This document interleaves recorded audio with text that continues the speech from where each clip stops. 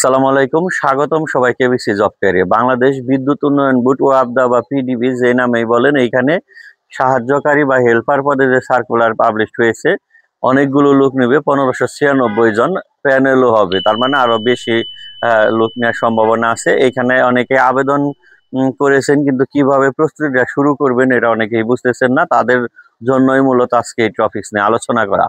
দেখুন, চাকরির প্রস্তুতি শুরু করতে গেলে যেই প্রতিষ্ঠান বা যেই পদের জন্য শুরু করবেন, বা যারা চাকরি নিতে চাচ্ছেন এই সার্কুলার অনুসারে, প্রথমে আপনাকে সার্কুলারটা ভালোভাবে দেখতে হবে যে টার্মস অফ কন্ডিশন কি, সেই অনুযায়ী আপনি আবেদন করলেন। আবেদন করার পরে আপনার যেটা করণীয় সেটা হলো যে আপনাকে এই প্রতিষ্ঠান সম্পর্কে প্রথমে জানতে হবে, এই প্রতিষ্ঠান মূলত কি ধরনের কাজ করে। তার মানে বিদ্যুৎ উন্নয়ন বোর্ড সম্পর্কে আপনাকে জানতে হবে এরা কি কাজ করে। তারপরে সাহায্যকারী পদের কাজ কি, ঠিক আছে, এই কাজের মানে এই পোস্ট মূলত কি ধরনের পোস্ট বা এখানে কাজ কি, এর সুযোগ সুবিধা কি, স্যালারি কি, ঠিক আছে, ইত্যাদি বিষয় আগে দেখে পর্যবেক্ষণ করতে হবে যে আমি আসলেও এই চাকরি করতে পারবো কিনা বা এটা আমার দ্বারা হবে কিনা। তারপরে আপনাকে যেটা করতে হবে, এই পদে আসলেও পরীক্ষাগুলো কেমন হয় বা এই রিলেটেড প্রশ্নগুলো কিরকম থাকে, ঠিক আছে। এটা এজন্য এই পিডিবির প্রিভিয়াস যে সাহায্যকারী পদে পরীক্ষা কবে নাগাদ হয়েছিল এর সঠিক আসলে কোনো প্রশ্ন পাওয়া যায়নি, যার কারণে এই এসএসসি পাশে যে পরীক্ষাগুলো হয়েছিল বাংলাদেশের বিদ্যুৎ সেক্টরে, সেই সম্পর্কে একটা ভিডিও আমরা দিয়েছি। সেটার লিঙ্ক আমরা ডিসক্রিপশন বক্সে দিয়ে দিব, এবং এর সকল যে সুবিধাগুলো আছে, বেতন, তারপরে কাজ, এগুলো নিয়ে ভিডিও আছে, আমরা ডিসক্রিপশন বক্সের লিংক দিয়ে দিব, দেখে নেবেন।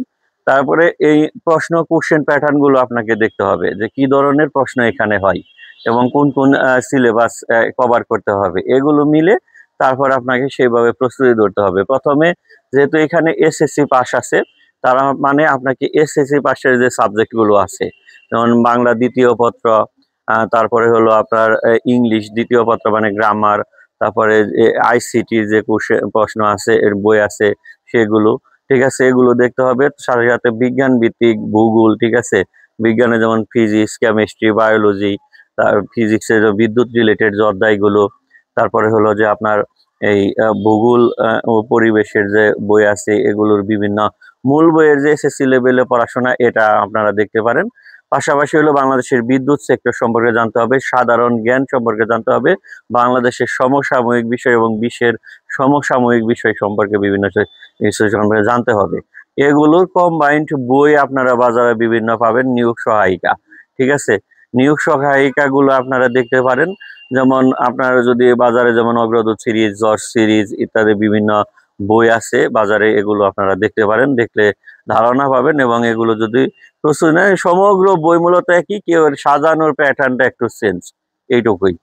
আর অনলাইনে যদি আপনারা বা অফলাইনে কোনো কোচিং করতে পারেন এই রিলেটেড, সেইখানে আপনারা যোগাযোগ করতে পারেন, কারণ কোচিং করলে বিষয়গুলো আরো ধোঁয়াশা ক্লিয়ার হয়ে যায়, ঠিক আছে। আর হলো যে আমরা অনলাইনে কোচিং করাচ্ছি, আপনারা চাইলে আমাদের সাথে অ্যাড হতে পারেন, ঠিক আছে।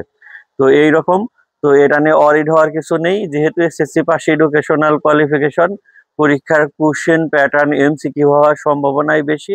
হলেও যদি এমসিকিউ না হয়ে রিটেন হয়, হয়তো আপনার ছোট ছোট মানে রিটেন টাইপ কোশ্চেন হতে পারে, ঠিক আছে। তো সবার জন্য শুভকামনা, সবার প্রস্তুতি হোক ভালো। আল্লাহ হাফেজ।